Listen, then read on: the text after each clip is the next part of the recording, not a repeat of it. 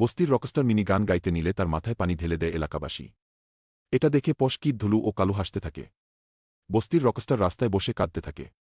কিন্তু গরিবের ছেলে হওয়ায় তার মানিব্যাগে কোনো টাকা নেই। কিন্তু হার মানার পাত্র না রকস্টার মিনি। সে বিদ্যুৎ বিভাগে চাকরি নেয়। বরফের ঠান্ডা রাতে কারেন্টের লাইন ঠিক করে সে কারেন্টের ট্রান্সফরমারের উপরে উঠে ঝুঁকিপূর্ণ সব কাজ করে রকস্টার মিনি। জীবনে ঝুঁকি নিয়ে এলাকাবাসীকে বিদ্যুৎ দেয় সে। খিদে লাগলে কারেন্টের লাইনের উপর বসেই খাওয়া দাওয়া করে মিনি ঘুম আসলে কারেন্টের তারেই ঘুমিয়ে যায় এবং রকস্টার হওয়ার স্বপ্ন দেখে। মাস শেষে মিনি বেতন পায় কিন্তু এত কম টাকায় তার চলবে না। তাই সে রাজমিস্ত্রির কাজও শুরু করে।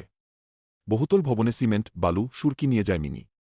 ঝুঁকিপূর্ণ অবস্থায় লোহা আনা নেয়া করে সে।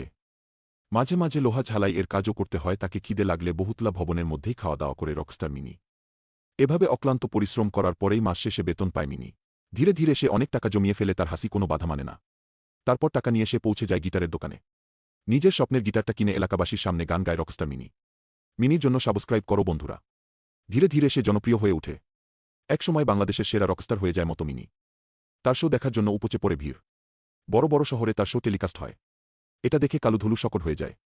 মিনির জন্য সাবস্ক্রাইব বাটনে চাপ দাও প্লিজ।